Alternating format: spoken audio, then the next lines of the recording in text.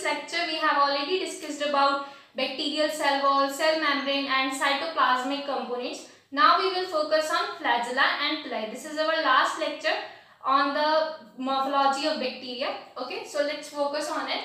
So first is flagella.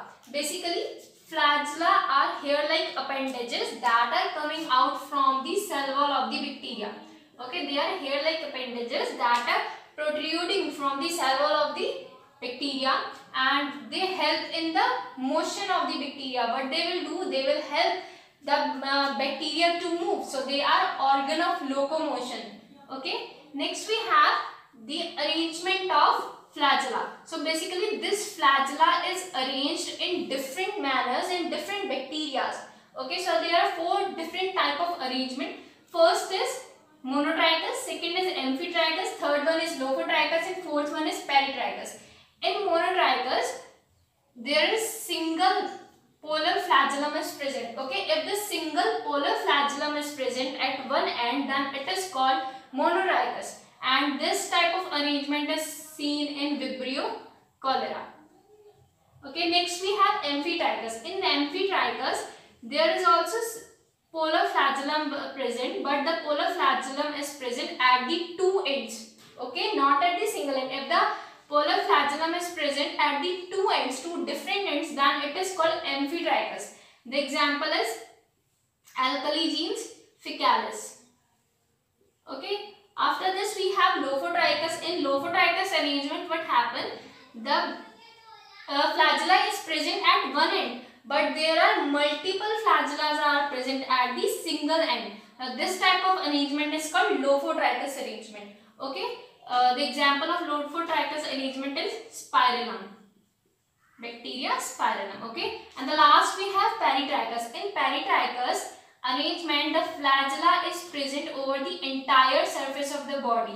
This type of arrangement is called peritrichous, and this type of arrangement is mostly seen in E. coli, or we can say that Proteus, etc. E. coli, Salmonella, Proteus.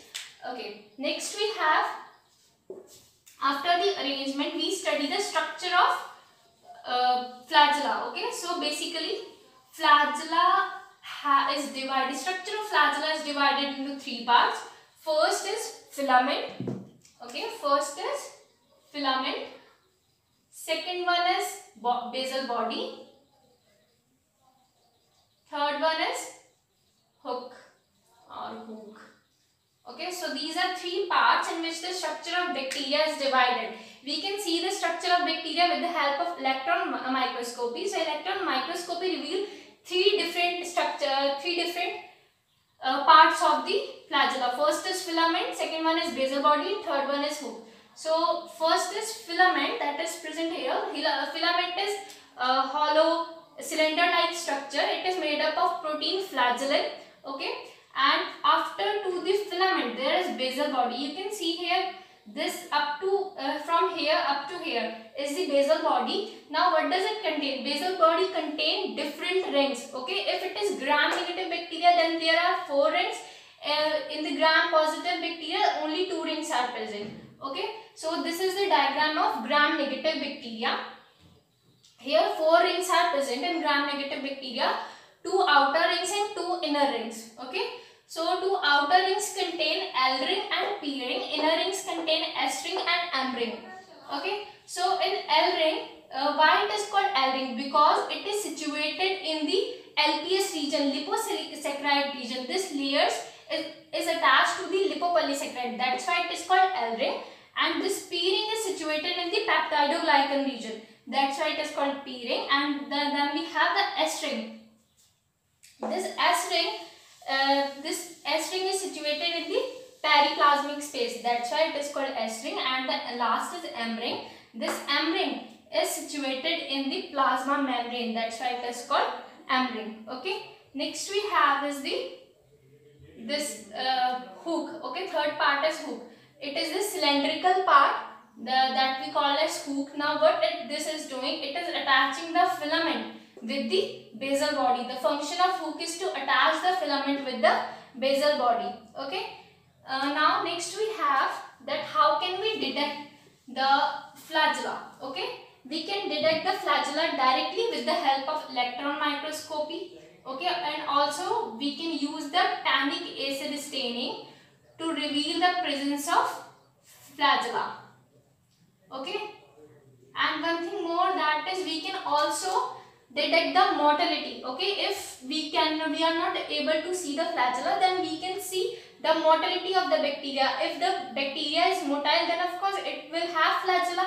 Okay, so the motility of flagella is detected by the dark and phase contrast microscopy, or we can also use hanging drop method for detecting the motility of bacteria. Hanging drop method.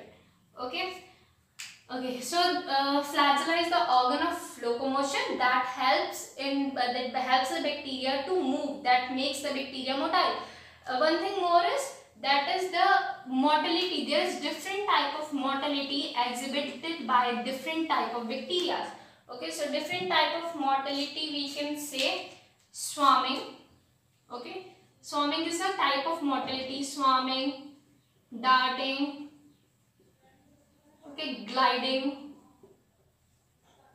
tumbling. These are different type of bacterial motility. Tumbling. Okay. Now first is swarming. What happens in swarming? So basically swarming is exhibited by bacteria proteus. It is exhibited by bacteria proteus. Now what we can see in case of swarming, for example, this is our culture media in which we have inoculated the specimen of proteus. Now what we can see that bacteria is moving in concentric circles. Okay, bacteria is moving in this type of circles. This type of movement is called swarming. Darting is the vibrating movement. Okay, when bacteria move in the form of vibration, then it is called darting motility. And the gliding, the bacteria is gliding over the surface. Okay, it is gliding like this. Then this type of motility is called gliding. Okay, next we have the fimbriae and pili. Now what are these fimbriae and pili? They are fine hair-like structures, hair-like appendages that are present on the surface of bacteria. Okay, these type of structures are called, they are very small, thin, hair-like appendages. These are called fimbriae or pili. These fimbriae or pili words are interchangeable to each other. Okay, so in a true sense, we say fimbriae to that pili that help in the adhesion. Okay, so basically the fimbriae and pili helps in adhesion, helps in attachment with the host cell surface. That's why they are also called organ of adhesion. Organ of adhesion. Okay, this pili is formed with protein pillin. Okay, this pili is formed with the help of protein pillin, and there are also some special pili present that are called sex pilus. Okay, that sex pilus helps in conjugation. For example, there are some special type of pili that will help in conjugation. So these type of pili are called sex pilus. Okay, so we have two different type of pili. First is common pili or fimbriae, another one is sex pili. So common pili or fimbriae will help in attachment with the host cell surfaces. Okay, these common pili and fimbriae will help in attachment with the cell surfaces. For example, they will help in attachment to the epithelial cell. If they are helping in attachment to the epithelial cell, now then what will happen? There will be colonization. Okay, there will be colonization. Now what is colonization? Okay, if a bacteria enters into the body of host, for example, if a bacteria enters into the body of host, our body is all the part of body. Okay, all parts of body are lined by epithelial cells. Now what will this pilus do, or this pili do? They will help in attaching the bacteria to that epithelial cells. When they will attach, one bacteria attach, two bacteria attach, and three bacteria will attach to the epithelial cells, then there will be colonization. This is called colonization of bacterial cell. Okay, second thing is that if they are attaching to the red blood cells, okay, if these pili are attaching the bacteria with red blood cell, then there will be heme agglutination. Heme agglutination. Okay, there is difference between both. If it is attaching to the epithelial cell, then it will lead to the colonization. But if they are attaching with the RBC, red blood cell, then there will be heme agglutination. Okay, Next we have the sex pili, and one thing more, the common pili fimbriae, these are present in gram positive and gram negative bacteria, both. In both they are present. In next is sex pili. Sex pili is only present in the gram negative bacteria. They are not present in gram positive bacteria. This sex pili will help in the conjugation. That is the process of gene transfer in the bacteria. Okay. This sex pili will form a conjugation tube from which one gene is passed to the another bacteria, and that led to the conjugation, that led to the reproduction. So this is done by the sex pili. Okay. Now how can we detect this pili? How can we demonstrate this pili in our laboratory? So there are two methods of detecting the pili. First is hemagglutination.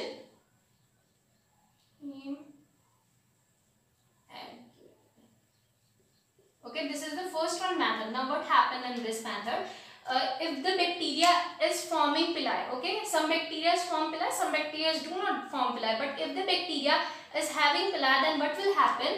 When we will introduce this bacteria with the RBCs, okay, when we will put these bacteria into the RBCs, for example, into the RBCs of guinea pig, then what will happen? There will be agglutination. Okay, there will be agglutination. Blood will agglutinate. If this is the drop of blood, okay, for example, if this is the drop of blood and we put this bacterial suspension into this drop, then what will happen? You can see somewhat like this structure. Okay, this is called agglutination. Next method that we have is the pellicle formation. Pellicle formation. Now what happen in case of pellicle formation? We take the bacterial suspension, we inoculate this suspension into liquid broth. Okay, we will take a suspension and we will inoculate this suspension into the liquid broth. Then what we can see if the bacteria is having fimbriae, then they will form a ring-like structure at the surface, and we can clearly see it. This ring-like structure is formed by the pili of the bacteria, because the pili adhere to the surface of the broth. That's why they form a ring-like structure at the surface, and this will help to reveal us that the bacteria is having pili or not. So this is the two methods from which we can detect the fimbriae or pili. Okay. So hope it's helpful. This is the end of our video. For more such videos, please like, share and subscribe so that we can grow together. Thank you.